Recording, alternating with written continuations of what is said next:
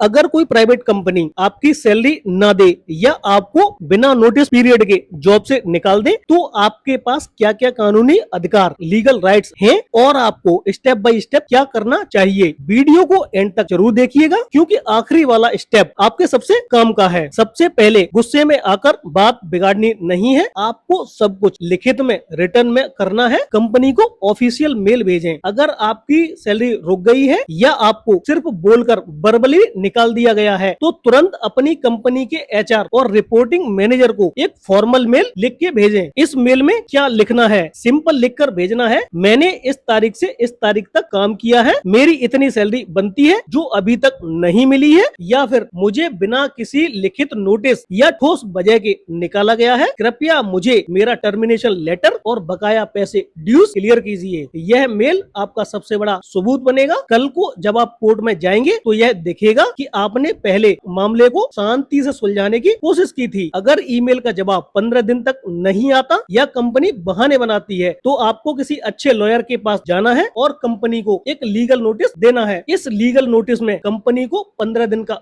वक्त दिया जाता है आपका पूरा हिसाब फुल सेटलमेंट करने के लिए। अक्सर देखा जाता है कि 80% कंपनियां लीगल नोटिस मिलते ही सेटलमेंट के लिए रेडी हो जाती हैं और कोर्ट कचहरी के चक्कर से बचने के लिए आपकी सैलरी और नोटिस पीरियड का पैसा तुरंत दे देती हैं। अब बात करते हैं उन 20% कंपनियों की जो लीगल नोटिस से भी नहीं सुधरती हैं। अगर लीगल नोटिस का भी असर न हो तो आपको जाना है लेबर कोर्ट। अब बात आती है कि लेबर कोर्ट कौन कौन जा सकता है। पेमेंट ऑफ बेसिस एक्ट और इंडस्ट्रियल डिस्प्यूट एक्ट के तहत कोई भी कर्मचारी, चाहे आप कॉर्पोरेट वर्कर हो, मैनेजर हो या लेबर, वहां शिकायत दर्ज करा सकते हैं। क्या क्या डॉक्यूमेंट्स चाहिए होंगे? आपका अपॉइंटमेंट लेटर, बैंक का स्टेटमेंट जो यह दिखाएगा कि पहले सैलरी आती थी अब नहीं आ रही है, और वो मेल जो आपने कंपनी को भेजे थे उनका प्रिंट आउट जरूर ले जाइए, और साथ ही ले जाना है आपको अपना एक आईडी प्रूफ। आपके लेबर कोर्ट में पिटीशन दायर करने के बाद लेबर कोर्ट कंपनी को समन मतलब बुलावा भेजेगा और वहां उन्हें आकर जवाब देना पड़ेगा। नियमों के मुताबिक कंपनी को आपकी सैलरी ब्याज के साथ देनी पड़ेगी। दोस्तों कुछ बातें